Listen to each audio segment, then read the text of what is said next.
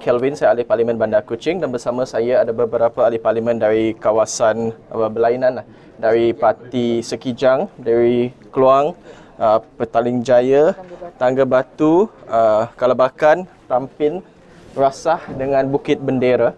Jadi kami telah melakukan satu petition di parlimen, dan petition ini adalah satu petition bipartisan, bukan saja dari ahli parlimen dari Pakatan Harapan Plus Warisan, tetapi juga ahli parlimen daripada backbench kerajaan, di mana kami sebulat suara meminta kerajaan untuk meminda Akta Pencegahan dan Pengawalan Penyakit Berjangkit 1988 atau Akta 342 untuk menurunkan denda RM1,000 bagi kesalahan tidak memakai pelitup muka di kawasan sesak selepas polisi face mask mandatory diperkenalkan, kerana kami berpendapat bahawa hukuman RM1,000 adalah terlalu tinggi, terutamanya bagi golongan B40, kepada pelajar, kepada OKU, kepada mereka yang terkesan akibat kegawatan ekonomi, ada yang kehilangan kerja. Jadi kita tahu sejak pelaksanaan polisi pada 1 hari bulan Ogos 2020, kami sebenarnya telah menerima pelbagai rintihan daripada orang ramai. Pertama, tentang kekeliruan polisi ini, kerana definisi yang dikeluarkan tempat sesak tersebut pada mulanya adalah tidak jelas. Pada mulanya kerajaan tidak menyelesaikan semua tempat yang di mana polisi tersebut akan dikuatkuasakan, dan terutamanya banyak rintihan di mana mereka berkata bahawa hukuman RM1,000 tersebut tidak setimpal dan saksama, terutamanya kepada golongan yang saya kata tadi. Jika kita lihat contoh di negara lain seperti di Australia, di mana untuk kesalahan yang sama, mereka didenda sebanyak 200 Australian dollar AUD, tetapi jumlah tersebut hanya 6.7% daripada gaji minima di Australia. Tetapi denda RM1,000 itu bersamaan 83% daripada gaji minima di Malaysia. Ini memang jelas kelihatan ia tidak begitu saksama, terutamanya jika hasrat kita adalah untuk mendidik dan bukan menghukum semata-matanya. Kalau kita lihat kesalahan kesihatan awam yang lain, seperti merokok di kawasan awam, seperti yang kita lihat di parlimen baru-baru ini, denda yang dikenakan cuma RM250, jauh lebih rendah berbanding dengan denda RM1,000 yang dikenakan untuk face mask mandatory ini. Walaupun rokok sebenarnya juga memudaratkan kesihatan bukan sahaja perokok tersebut, tetapi orang di sekeliling mereka.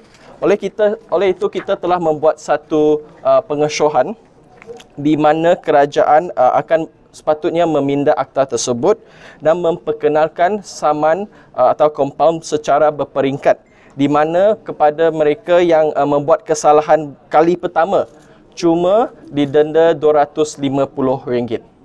Untuk kali kedua mungkin RM500 dan seterusnya akan naik secara proporsional atau berperingkat-peringkat.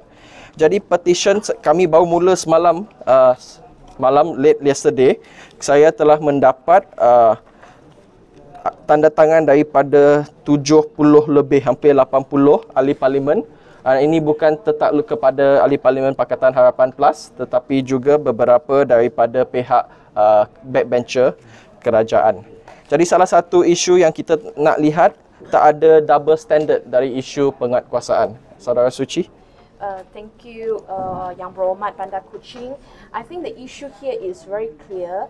We do not want a government. Who is double standard, because what we are witnessing now, we are now in a double standard situation that ruling elites can easily pay the amount they can afford, when Rakyat Mahin feels so stressed and pressure with a high amount of compound. So we have witnessed a boy wept when he was compounded for not wearing the mask properly last few days.